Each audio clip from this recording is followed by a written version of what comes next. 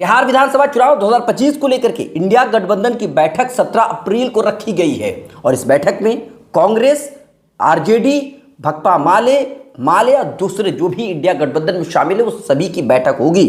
सभी के नेता इसमें शामिल होंगे। कृष्ण लावरू जो बिहार के प्रदेश प्रभारी वो शामिल होंगे और कांग्रेस के प्रदेश अध्यक्ष भी इसमें शामिल होंगे। मीटिंग में तय किया जाएगा कि सीएम फेस कौन होंगे। मीटिंग में तय किया जाएगा सीट किसको कितनी मिलनी है, क्योंकि ये दोनों पेच अभी तक फंसा हुआ है। कांग्रेस की तरफ से कई बार कहा गया है कि चुनाव के बाद ये फैसला लिया जाएगा, जिसकी जितनी ज्यादा सीटें होंगी वही सीएम फेस बनेंगे, उसकी पार्टी से सीएम फेस बनेंगे। जबकि सचिन पायलट कल पटना पहुंचे थे कन्हैया कुमार की यात्रा में शामिल होने के लिए। उन्होंने ये बयान दिया कि चुनाव के बाद यह तय किया जाएगा कि सीएम कौन बनेंगे। जबकि अभी अगर बात करें तो 17 अप्रैल को जो बैठक होगी, इस बैठक में यह तय किया जाएगा सीएम फेस कौन होंगे, सीट किसको कितनी मिलनी है। दिल्ली में बैठक के बाद जो बिहार के प्रदेश प्रभारी कृष्ण लावरू उन्होंने कहा था कि जब भी बैठक होगी उस बैठक में सीएम फेस तय किया जाएगा, सामूहिक निर्णय से फैसला लिया जाएगा। जबकि 26 मार्च को जो बैठक हुई थी पटना में, उस पटना में कृष्ण लावरू ने यह कहा था कि इंडिया गठबंधन को मजबूत करना ही जरूरी है। पहले इंडिया गठबंधन को कैसे मजबूत किया जाए, किसको कितनी सीट मिलेगी, जब भी बैठक होगी इस पर बात होगी। आपको बता दें सीएम फेस को लेकर के अगर हम बात करें तो आरजेडी की तरफ से महागठबंधन का सीएम फेस के तौर पर तेजस्वी यादव को मान लिया गया। जो भी महागठबंधन में जो भी आरजेडी में जो भी नेतागण हैं वो उनका मानना यह है कि तेजस्वी यादव ही महागठबंधन के सीएम फेस होंगे, उनके अलावा कोई और नहीं है।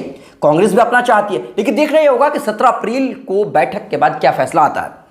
अगर हम सीट बंटवारे की बात करें तो सीट बंटवारे को लेकर के भी पेच फंसा हुआ है।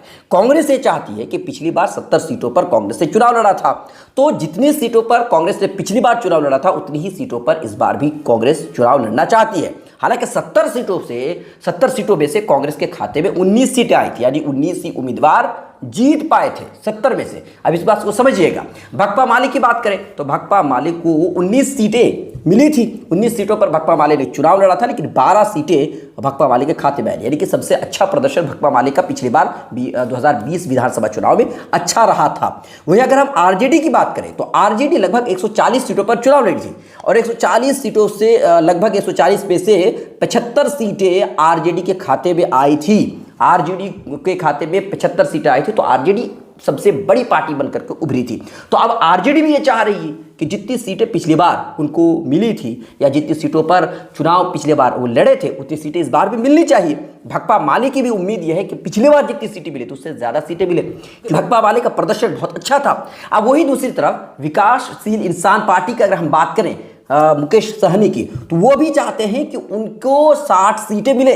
वो एक पार्टी में एक प्रोग्राम में उन्होंने कहा था कि उनको 60 सीटें मिलनी चाहिए और 60 सीटें अगर मुकेश सहनी चाह रहे हैं तो जाहिर सी बात है सीट बंटवारे को लेकर के पेच फंस सकता है। पिछली बार बिहार विधानसभा चुनाव 2020 में मुकेश सहनी एनडीए की तरफ से चुनाव लड़ रहे थे और उनको 11 सीटों पर चुनाव लड़ने का मौका मिला था और जिसमें से 4 सीटें मुकेश सहनी के खाते में आई थी, जबकि मुकेश सहनी खुद अपनी सीट हार गए थे।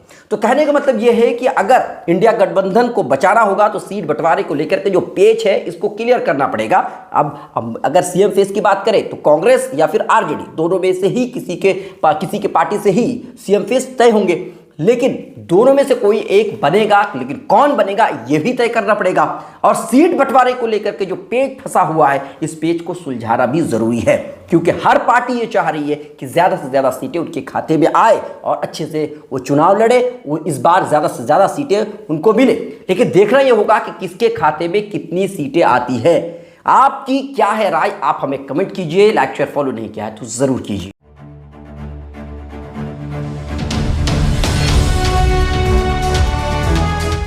ट्रू रिपोर्ट्स, सच आप तक।